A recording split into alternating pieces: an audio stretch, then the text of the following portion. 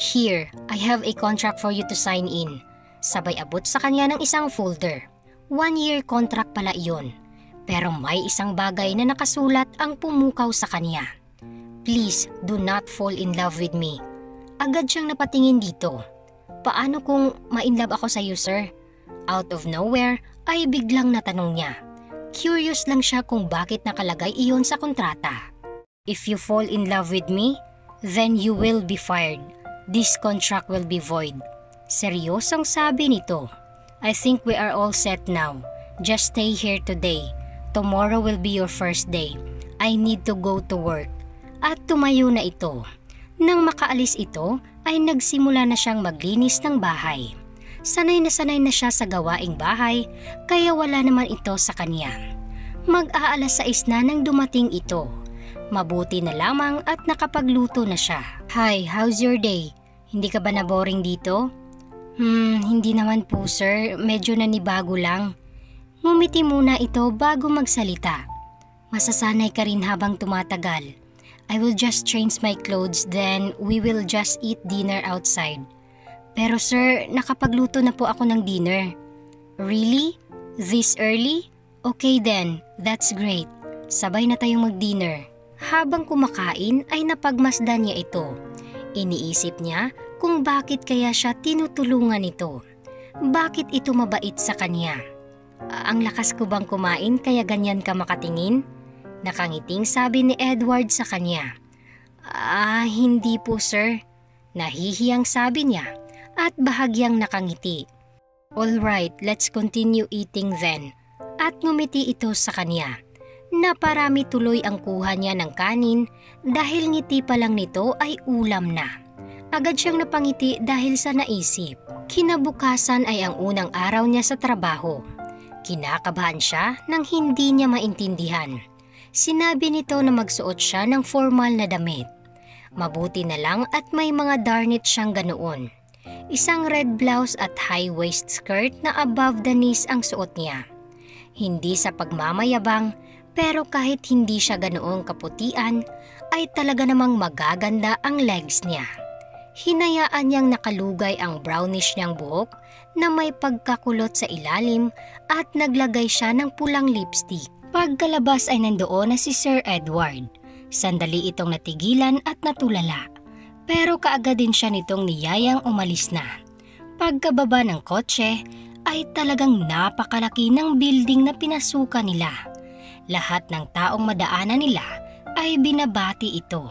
Maris is my secretary. Instead of being an assistant, you will be my secretary.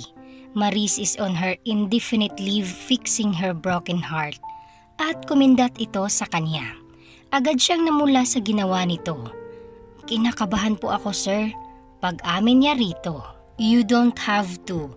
Maris will teach you all the things you need to know.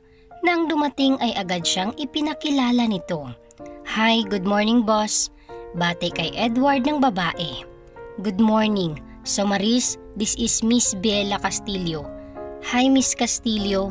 I'm Marisol Dizon, but you can just call me Maris. Ngiti nito sa kanya, sabay lahad ng isang kamay. Nakangiti naman niya itong iniabot. Bella na lang po, nice to meet you. Okay, so Maris, I want you to teach her how to do all the things she needs to know. Okay? Mabilis namang tumango at ngumiti si Maris dito. Yes boss, I'll take care of her. Okay, thank you. At humarap ito sa kanya. I leave you with her. At mabilis na itong umalis at pumasok sa opisina nito. May something ba sa inyo ni boss? Nakangiting tanong ni Maris sa kanya pagkapasok ni Edward sa may opisina nito.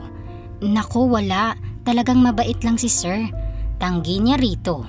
Ni minsan ay hindi niya naisip na magkakagusto ito sa kanya. Sa bagay, mabait talaga yang si boss. Pero iba kasi yung mga tingin niya sa'yo eh. Pero anyways, let's start. Energetic na sabi nito. Maraming bagay na itinuro sa kanya si Maris. Sa mga schedules, appointments, meetings, out of towns at ang mga karaniwang ginagawa ng isang sekretary. Hindi niya namalayang 12:00 na pala. It's already lunchtime. Don't starve my new secretary. Nakangiting sabi ni Edward na hindi nila namalayang nasa harapan na pala nilang dalawa. Yes boss, actually palabas na nga kami. Sabay sana kaming magla-lunch nitong si Miss Castillo. Nakangiting sagot ni Maris. Alright, it will guys, I'll go ahead. Sabi nito at nagpaalam na sa kanilang dalawa. Siguro pupuntahan na naman ni boss yung Bianca na impactang yun. Inis na sabi ni Maris nang makaalis ito. Sino naman si Bianca? Curious na tanong niya habang nakakunot ang mga noo. Wala.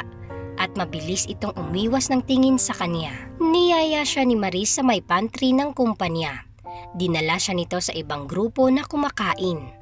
Guys, I'd like you to meet Miss Bella Castillo, our boss new secretary. Masayang pakilala sa kanya ni Maris sa mga ito. Halos mahiya siya nang sabay-sabay na tumingin sa kanya ang lahat. Mabilis naman siyang umiti sa mga ito. Agad din naman siyang binati ng mga ito. Bella, dito ka na umupo. Yaya sa kanya ng isang lalaking na nasa may dulo. In fairness, gwapo ito at mukhang mabango. Sir John, umiral na naman yung pagka-playboy mo. Biro ni Maris dito at mabilis na bumaling sa kanya. Siya si Sir John Alcantara. Pinsan siya ni boss. Kaya naman pala gwapo rin. Tumayo pa iyong tinawag na Sir John at pinaupo siya sa may tabi nito. Tuksuhan tuloy ang mga kasama nila. Sila ang pinakamaingay na grupo na kumakain roon. Mukhang hindi naman siya mahihirapang pakisamahan ang mga tao roon dahil mukhang mababait naman ang mga ito. Bella, biglang tawag sa kanya ni John. Napatigil siyang kumain at bumaling dito. Sir, saan kayo nagkakilala ng pinsan ko? Nakakunot na noong tanong nito sa kanya. Nag-aalangan pa siya. Sasabihin ba niyang tinulungan siya nito dahil napagkamalan siyang magnanakaw? It's okay kung ayaw mong sabihin. At ngumiti ito ng malapad. Ngumiti lang din siya rito. Ilang minuto lang ay inaya na siya ulit ni Maris na bumalik sa trabaho. Malapit nang mag-alas 5 ng hapon nang dumating ang boss nila. Are you done with your training? Tanong nito sa kanya. Yes, nakangiting sabi niya rito. Hindi ka naman ba pinahirapan itong si Maris? Naku boss, napakadaling turuan niyang si Bella. Biglang singit naman ni Maris. That's good to hear. Let's go. Let's take dinner, my treat. Ngiti nito sa kanilang dalawa. Naku boss, pass muna ako riyan ha. May importante pa kasi akong lalakarin. Kayo na lang dalawa nitong si Bella at siguradong gutom na rin yan. Agad namang tumango si Edward at hindi na pinilit pa si Maris.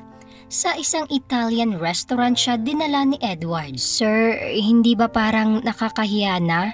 Ang laki na nga po ng itinulong niyo sa akin para magkatrabaho at pinatiran niyo pa po ako sa bahay niyo. Nakayukong sabi niya rito. No, don't mention it. I'm happy on what I'm doing and it's my own way of welcoming you on my company. I want you to be more comfortable with me, lalo na ngayong ikaw na ang magiging sekretary ko. Nakangiting sabi nito na lalong nagpadagdag sa kagwapuhan nito. Thank you sir, hindi ko po alam kung paano ako makakabawi sa iyo. Nahihiya pang sabi niya. In time, ngiti pa nito sa kanya. Halos hindi na siya makahinga sa dami ng in-order nito na akala mo ay may fiesta. Pinilit pa niya itong i-take out na lang ang mga hindi nila nakain para initi na lang niya ito. Bella, tawag nito sa kanya nang akmang papasok na siya sa kwarto niya. Ano po yun sir? Tinitigan lang siya nito at matagal bago nagsalita at umiling. Nothing. Good night Bella. At pumasok na rin ito sa loob ng kwarto nito. Nagtataka tuloy siya nang pumasok sa kwarto. Naglinis siya ng katawan at humiga na. Hindi niya akalaing mapapadpad siya rito sa Maynila at tutulungan ng isang Edward Alcantara. Nakatulugan niya ang pag-iisip. Nagising siya ng bandang alas 6. Nagluto kaagad siya ng agahan. Pagkatapos ay naligo at nagbihis na. Mag-aalas 8 na nang bumaba si Edward at nakabihis na rin ito. She was froze for a moment. Napakagwapo talaga nito kahit saang anggulo mo pa tignan. Good morning, Bella. Ngiting bati nito. Good morning, sir. Kain na po kayo. Come on, join me. Yaya nito sa kanya. Nang hindi siya magsalita, ay tumayo ito at hinila siya papaupo sa isang upuan. Come on, tayo na lang ang dalawa rito, hindi mo pa ako sasabayan? Wala siyang nagawa at kumain na rin. Bukas na ang unang araw ni Bella bilang ganap na sekretary ng gwapong boss niya. Abangan ang susunod na kabanata.